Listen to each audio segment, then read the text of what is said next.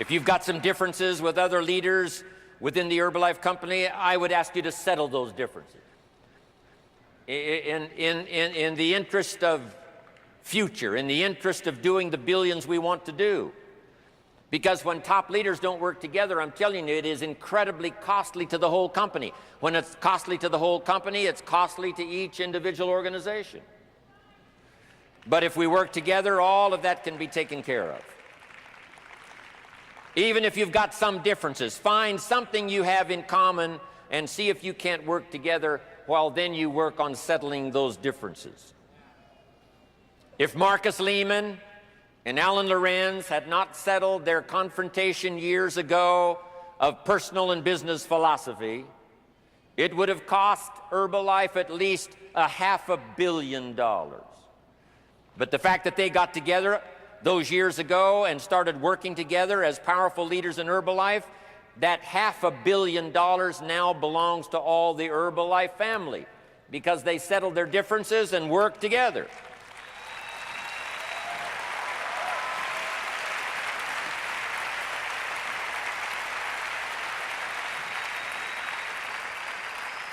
And now they've formed one of the most powerful business teams in the whole world. And we're so thankful that they're with Herbalife. But I'm asking you to do the same. John and Susan had a struggle. But one of the reasons they've been #1 3 years in a row is because they found some unique way to develop the teamwork among people who had different personalities, different views, different ways of doing things, but somehow they found the genius of getting their people to work together, and then they were #1 and #1 and #1 year after year after year. And at least another $500 million would have been missing if John and Susan hadn't have had this genius of getting the people to work together. I'm asking all of you to follow that example and do the same thing. Not only work together with someone else, but get other people to work together, and then we can finish the job Mark gave us to do all those years ago. Had the president's team not responded a few years ago to Mark's call and worked together on covering the world, someone from Africa going to Europe, someone from Europe coming to America, someone from America going to Japan, if that had not happened, Herbalife today would be struggling to do $1 billion in sales instead of $2 billion. It would have cost us at least $1 billion if everybody hadn't worked together. But since all of the president's team, a big share of them, decided to work together and make it happen, now we're approaching $2 billion in sales. That's what makes the difference.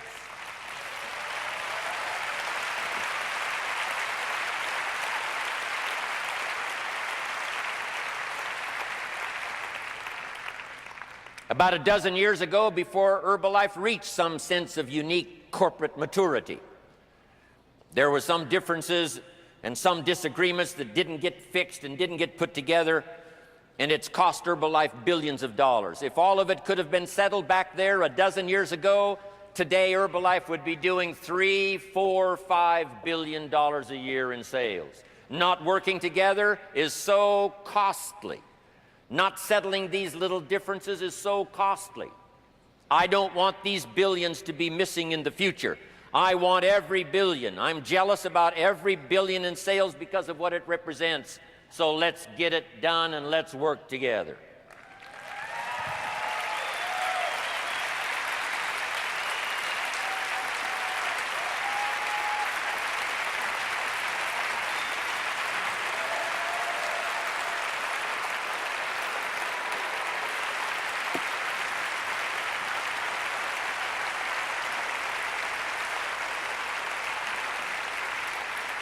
Now, let me leave you now with this message. 3 important words I want you to consider. First is compassion. Mark's compassion to help people was unprecedented. He demonstrated it every day. He truly wanted to reach everybody. And if it would have been at all possible for him to have reached everybody in person, he would have done that. He would have walked the streets. He would have covered the world and touched everybody individually if he possibly could have. But he couldn't touch everybody individually by himself. He touched as many as he could, signed as many autographs as he could, took as many pictures as he possibly could, flew as many miles as he could, did as many meetings as he possibly could, did as much training as he possibly could. Nobody did it better.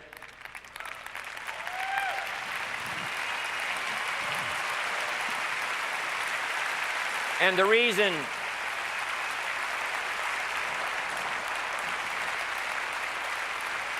is because he had this driving compassion that if he could reach somebody with the products, they would not suffer what he had seen other people suffer without the Herbalife products. It was his compassion that caused him to reach out and touch the people and help them to get started even though they had not much to start with. That was compassion. I'm asking you to find it within yourself, a new 21st century compassion for yourself, so that you will be driven to reach the people. You will be driven to talk to the next person. You will be driven to help somebody change their life best you can. The next word I would ask you to consider is commitment.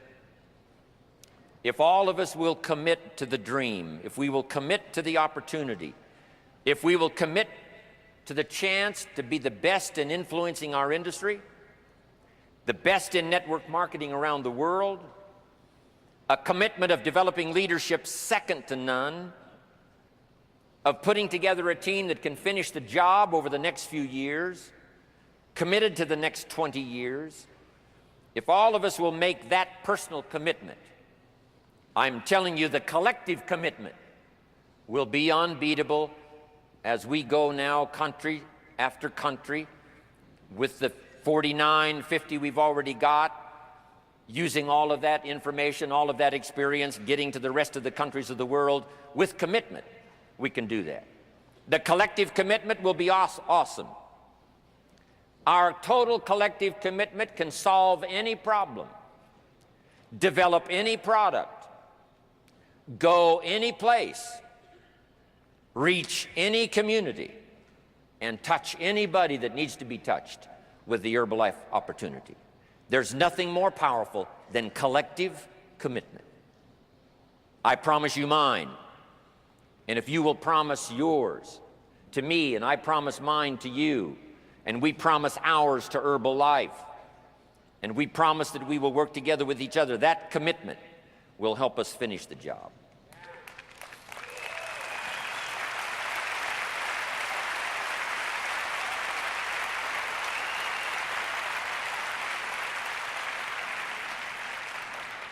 And here's the last word, and that's courage. It's going to take some courage for some of you to settle your differences. It's going to take some courage for some of you to step out and lead the way. It's going to take courage for you to look inside and say, what do I need to correct within myself that'll make me a better person, a better leader, so that I can make my commitment to Herbalife and get the job done. Looking inside is a courageous act. Finding some things that aren't quite to your liking, some things that you need to correct, some things that you need to do. I've had to do that now for all of these years. Because if you're going to tell the story to the public, often you've got to look inside and see if there aren't some corrections you need to make. But I'm asking you to have the courage to make those corrections. If you need to apologize to somebody, I'm asking you to have the courage to give that apology. It could work wonders, not only for you and for that person and for your organization and their organization, but all of Herbalife.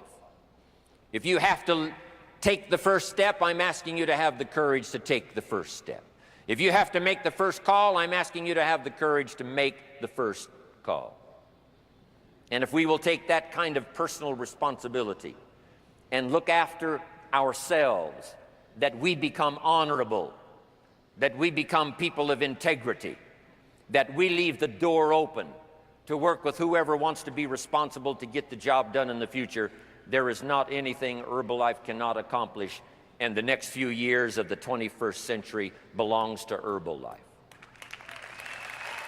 This morning, and to be here, I flew in specifically for this. I'm going to do a date with Destiny for 6 days down the Gold Coast, but I came up here because I wanted to have an experience, because this is a perfect time to talk with people. Because right now, most of the world when they look at the economy and their world, do they have a great deal of excitement or foreboding? What would you say? Most of the world. No questions, foreboding. If you had to give this a season we're in right now, an economic season for most of the world, would you say it's spring, where things are just starting to grow? Summer, where you're not quite where you want to be and you're a little annoyed because it's a hot summer, you want more? Fall, where everybody's reaping like crazy? Or winter, where you're working your ass off and it doesn't seem to be paying off fully? Which season would you say the majority of the world thinks they're in? Quick. Which one? Winter. And winter. I love the way you guys say winter. Winter. Winter is the most powerful season you could possibly start a business or make any money in. And I'm not saying that because I'm positive, because if you know anything about me personally, that's not where I come from. I'm not the positive thinker that you may have seen. People say imagery of me in a seminar because I believe in the power of energy. Because without energy, nothing gets done. Lots of people know what to do, but they don't do what they know. Lots of reasons. Fear is one of them. Not know what to do is another one. But the biggest one is energy. So they see people with energy in my rooms because I believe you want to make this thing more like a rock concert because people get bored when they're just sitting on their tail learning. So what I really believe is we need energy, but I'm here to tell you, I'm not here to come by today and say to you, it's all positive. Let's go to our garden and let's chant, there's no weeds, there's no weeds, there's no weeds. I'm here to say there's lots of weeds. Here's where they are. Let's pull those suckers out so we have the garden we want. Who's with me on this? Say aye. I'm not a believer in positive thinking. I'm a believer in intelligence. And intelligence says that if you and I are going to succeed in this environment, if you've come to a seminar like this, and you're looking for ways to maximize your growth in your business, in your life, in your finances, then you've got to understand what's really going on and not kid yourself. And so if you look around, I think there's 3 keys to being a leader. There are mandates to leadership. Very simple, but you might jot them down and think about these as you listen to all the speakers this weekend or this next day or so, because it's really going to determine what happens. Because many of you come to an event like this and you're going to get excited. You're going to learn some strategies. You're going to learn some tools, some insights. And how many of you came here because you want to make some more money? I'm just curious. How many came for that as a primary reason? Say aye. How many came because you already have a business you want to take to another level? I'm curious. Say aye. How many of you don't have a vehicle? You came here looking for a way to make some money. Let me see your hand. Say aye. Most of you already have a vehicle. Good. How many of you came because you just want to improve the aspects of your life, something you want to enjoy more, experience more? Say aye. Well, we're going to cover all those. This morning, we're going to start with you. We're going to start with you because if you own a business, if you're going to be an investor, what's going to determine your success or failure is not going to be other people. It's going to be you as the leader. Ultimately, the chokehold on any business, 80% of it is the psychology of the leader. The owner or leader determines it. Financial wealth does not come from mechanics. I coach one of the top financial traders on the face of the earth. He's been my client for literally 2 decades, 20 years. He pays me $1 million a year to coach him. He emails me every day his measurements. I see him only 3-4 times a year for an hour. I get $1 million plus a piece of the upside. I don't tell you that to impress you. I tell you because it impresses me. Not bad for 4 hours work, but I've helped him for 20 years where he literally made more money than any human being in history in 1987 in a single day. Literally made more money than anybody made in a day, which in those days was $500 million in a day. Today, that's like $500 billion with inflation. But it was more money in 1987 when the American stock market had its biggest drop in a single day percentage-wise, still strongest, worst day percentage-wise. He called the market accurately, hour by hour, a week in advance, and made $500 million in a day. Now, you can't live on that, but it's a good start, get you going. Here's the problem. He lost money for the next 2 years. He brought me in, and for 20 years, he's made money every single year for 20 years. 2008, when most hedge funds were losing 30, 40, 50, some of them 80%, he made 28% upside that year. Unbelievable. So I know a little bit about markets. I'm not just Mr. Positive Thinking. I've been studying everything about him. George Soros, who made $1 billion in a day, who outdid my friend later on in the UK on their Black Day, he turned that around as well. So I'm here to tell you, I know there are elements you can take advantage of. And the people that know winter is the best season are the people that take advantage, not because they're positive, because they're smart. But in order for you to do that, you need 3 things. First, you got to see things as they are, but not worse than it is. Are you with me on this? Because when you talk to the most Aussies today, let me just explain something to you. Most Aussies today have a little bit of nervousness about the economy. Raise your hand if you can relate to that, to your friends, have a little bit of nervousness, not quite thrilled with the economy. Raise your hand if that relates. Let me just get a sense. How many know Aussies think it's the best economy it could ever be? Okay, 3 people on drugs. Good, very good. here's the truth.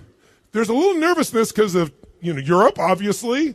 Nervousness because China's still growing, but maybe not as fast. Big piece here. Nervousness because, oh my God, we got some few little taxes coming in here now, right? Carbon tax. But interest rates are down 2% in just, the last 6, 8, 10, 12 months. Pretty nice. But there's this nervousness. Here's what you got to know. If you're freaking nervous here, you better not leave Australia.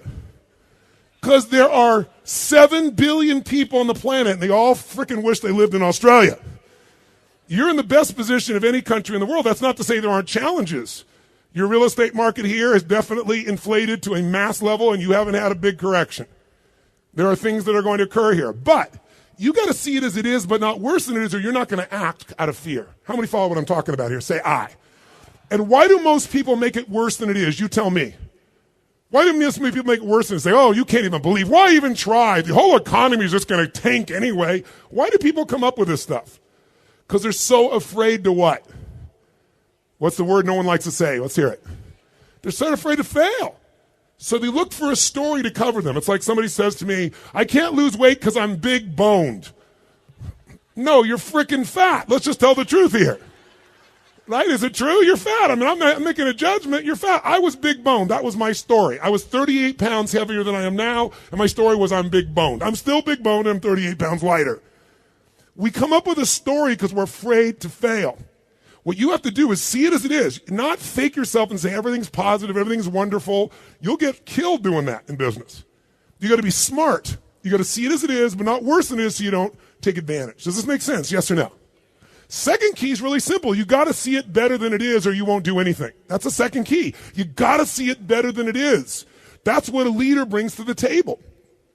So bottom line is, you got to see it better than it is. If you saw a guy like Ted Turner, multi-billionaire, amazing influence, created CNN. Think about this. When he first came up with the idea of 24-hour news, what do you think most people thought of that idea? First of all, they said there isn't that much news. He almost went bankrupt 4 times, but he kept seeing it better than it was. He saw the truth. He saw the challenges. He didn't make it worse than it is so he didn't panic. He saw it better so there was something to move towards that he could make happen. What does it say? Without a vision, people what? Perish. If you don't have a compelling view of the future, you're in trouble. And here's the challenge. Most of the world right now is in this place. In America, it's the highest it's ever been. 63% of Americans now believe the best days are behind them.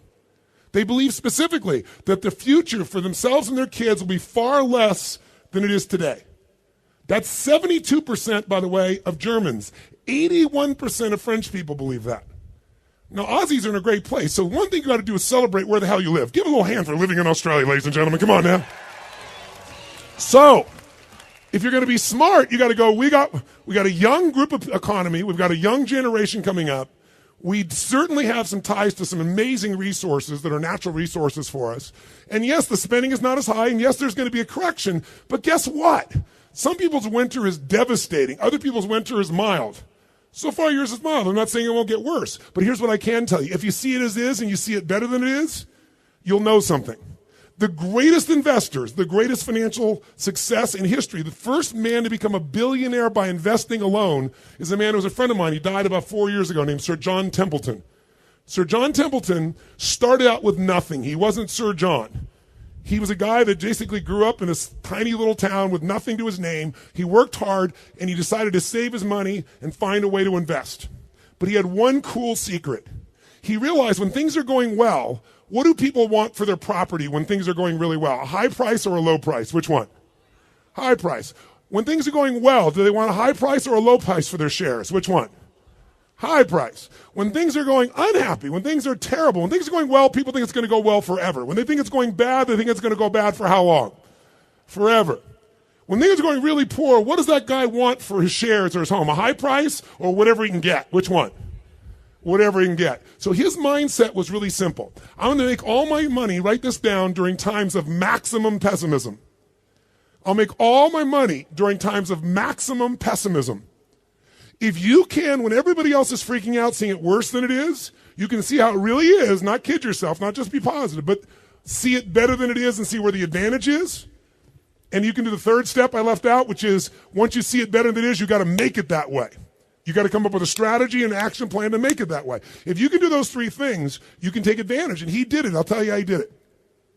When Hitler invaded Europe, when he actually invaded Poland, this guy took $10,000, $5,000 he saved and $5,000 he borrowed, which back in those days was a huge sum of money. And he went out and bought every stock he could get his hands on that was under $2 on the New York Stock Exchange, including companies that many people thought would go bankrupt. He just bought them across the board. $10,000. Now, by the way, that was one of the worst winter moments of maximum pessimism because everybody went, oh my God, Hitler's now storming Europe. We tried to appease him. It's not working. He's going to take, and countries are dropping. Everybody thinks the bad things are going to go on forever. Here's what we all know about seasons. Winter does not last forever, does it? What always follows winter, my friends? What? Springtime. A new opportunity is always there. But when you're in winter, you think it's forever. And so everybody's freaking out, so share prices went through the floor. So what he got for $10,000 was worth its weight in gold. And by the way, 5 years later when the war was over, what happened to shares of stocks? What happened as the company started to rebuild? Exploded back up. That $10,000 investment made him a billionaire over the course of 2 decades. He didn't stop there. Where would be the worst place to think of investing after World War II, would you think? Where was the country most destroyed? Even more than Germany. Which country? Japan. It had radioactive places. Guess how much they want for land that's radioactive? Literally, he bought things for pennies on the dollar. And if you remember, in the late 80s, who was the country that was dominating economies around the world? It was Japan. And guess what he did? Sold it all right there at the peak when everybody there thought it was going so great. He always made money in terms of times of maximum pessimism. So what I'm here to say to you today is this. This morning, I want to work with you as a leader. I want to give you some strategies and tools that you can use to immediately shift your psychology because that's going to be 80% of your wealth building. 20% is going to be mechanics of how to do it.